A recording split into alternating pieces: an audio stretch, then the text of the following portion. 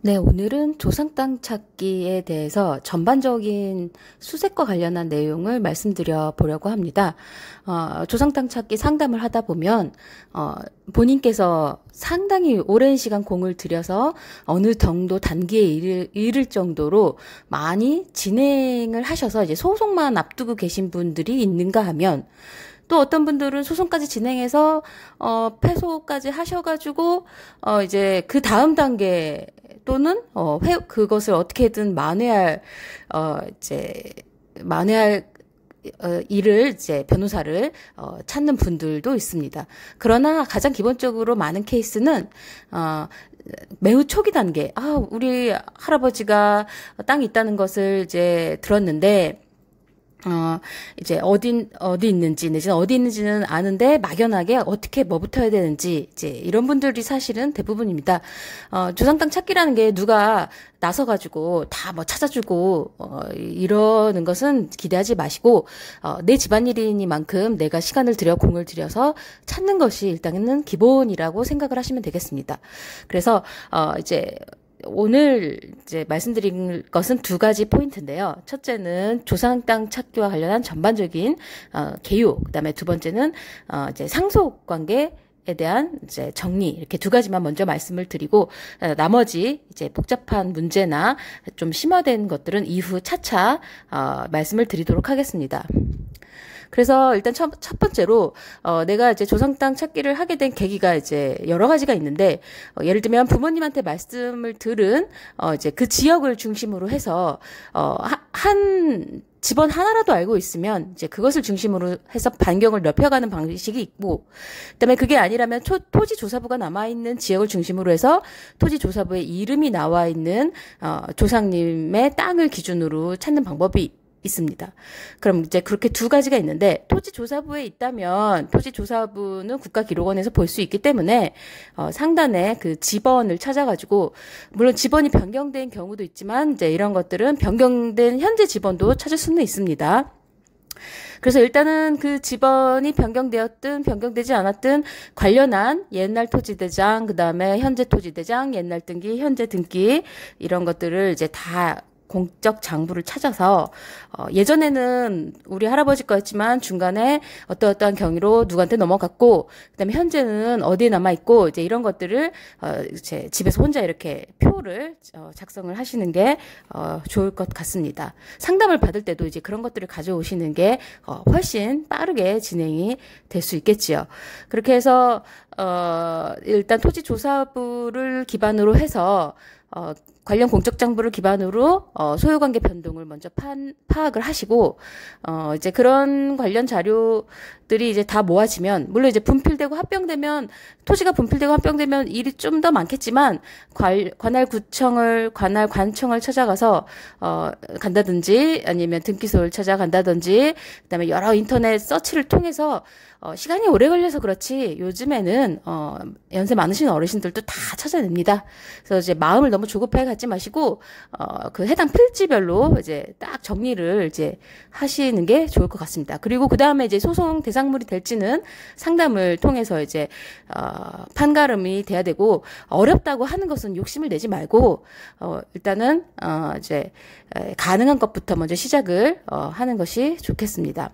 그렇게 해서 일단은 토지조사부를 기반으로 수색을 하는 것을 먼저 말씀드렸고, 이제 그 다음에 예를 들면 내가 이제 구대장 중심으로 수색하는 방법이 있는데, 예를 들면 내가 우리 고향 어디, 뭐 뒤에 뭐 땡땡산, 뭐에서 유명한 산이 있어서 그 지번을 기반으로 해서 그 주변에 이제 우리 할아버지 땅을 수색해 가는 방법이 있는데, 이 같은 경우에 관련 지번을 모두 떼서 이제 보는 방법도 있고, 관할 관청에 가서 옛날 구대장을 열람하는 방식으로 해서 이제 흔히 맞고 품는다고 하죠.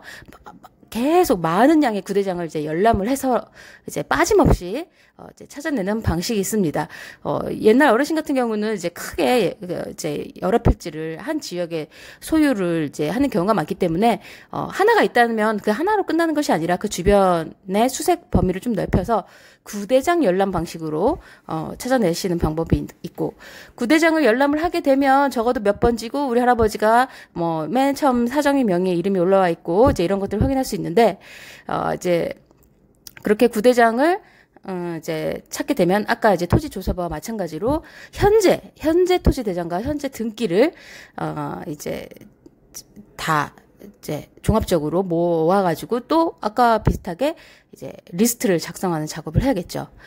그리고 이것은 제가 말씀 안 드렸지만 사전 작업으로 보통 이제 관할구청이나 관청에 가면 조상 땅 찾기 해서 제적 등본을 들고 가면 뭐 이제 이름하고 이제 상속관계가 증명이 되면 이제 관할 관청에서 이제 컴퓨터 서치 작업으로 해서 일단은 찾아주긴 합니다만 대부분은 안 나오는 경우가 많죠. 물론 이제 거기서 한두 개가 나오고 그걸 기반으로 찾아 나가시는 방법도 이제 방법이 될 수는 있습니다.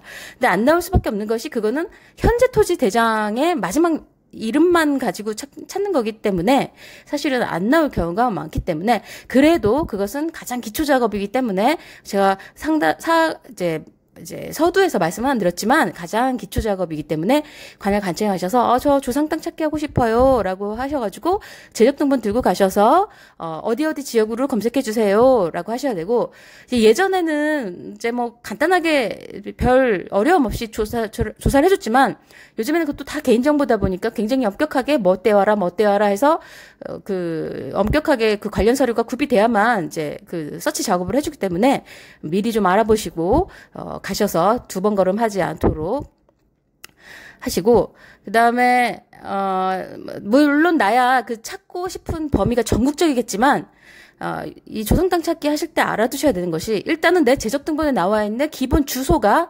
가장 중심입니다. 그 주소가 어디든 나와야 됩니다. 내가 찾는 땅 어디서든 아니면 토지조사부든 어디서든 우리 할아버지 이름 석자만 나와서는 안 되고 그 주소까지 사실은 나와 있어야 됩니다.